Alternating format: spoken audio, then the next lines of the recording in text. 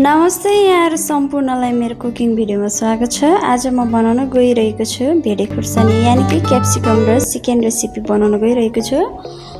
यसरी नै हजुरहरुले सिम्पल र टेस्टी रेसिपी घरमै बनाएर खान सक्नुहुन्छ। ल अब म चाहिँ यसलाई चाहिँ बनाउन रेडी गर्छु। मैले तेल लिएको छु 3 चम्चा र यसमा म फुराउन गइरहेको छु आधा चम्चा मेथी। देख्न सक्नुहुन्छ हजुरहरुले। त्यसपछि थोरै मात्रामा जीरा राख्न गइरहेको छु। मैले लिएको छु मसिनो गरेर काटेको प्याज,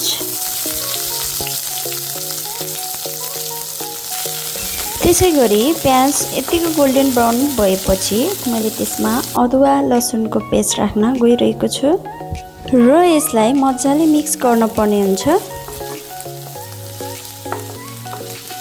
यतिको मिक्स भएपछि मैले यसमा चिकन राख्न गइरहेको छु।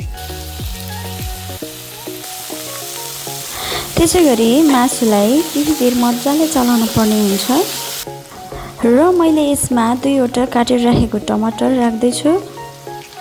यसलाई पनि 2-3 मिनेट मज्जाले चलाउन पर्ने हुन्छ।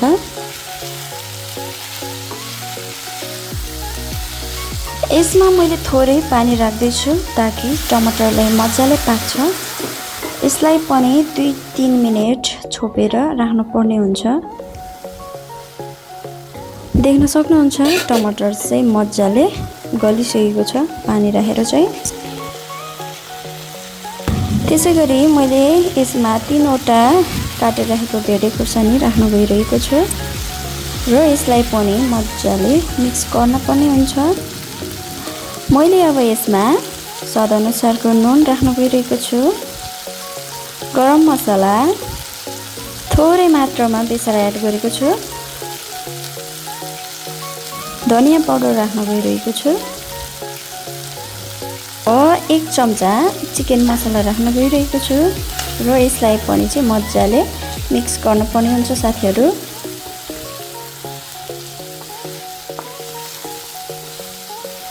मैले यसमा थोरै मात्रामा पानी एड गरेको छु किनकि मसलाहरु डढ्न सक्छ।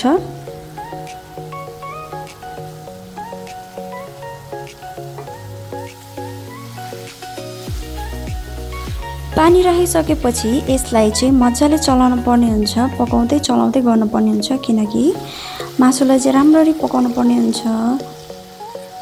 पानी राखिसकेपछि मैले यसलाई चाहिँ 5 मिनेटसम्म छोपेर राखेको छु। यसरी नै हाम्रो यो भेडे खुर्सानी र चिकनको सब्जी पनि रेडी भइसकेको छ। यसमा मैले आधा काटेर राखेको कागती राख्न गइरहेको छु। मैले यसमा धनिया राखेको छु।